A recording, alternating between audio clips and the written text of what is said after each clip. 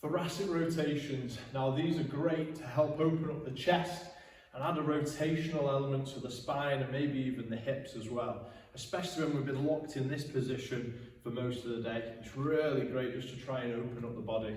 And this one can be done in standing and of course seated as well. So to begin with, we're going to go from low to high.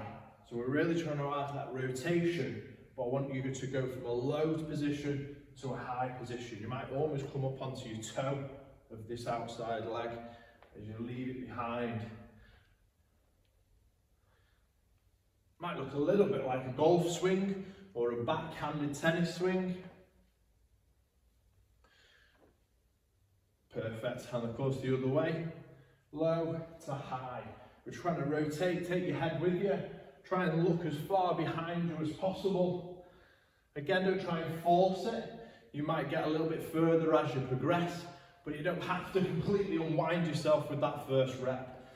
And of course the seated version, you're going to get a little bit less or none through the pelvis at all, but it's still just as good for that upper body and helping to open up the chest.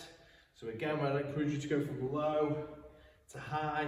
This one's fine, but adding that high element really helps open up the chest and the front of these shoulders. As you notice, I'm going with one side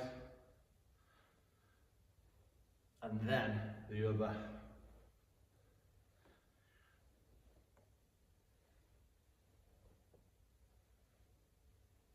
The beauty of these is, again, you need very little space to be able to do it, and can be done at the desk.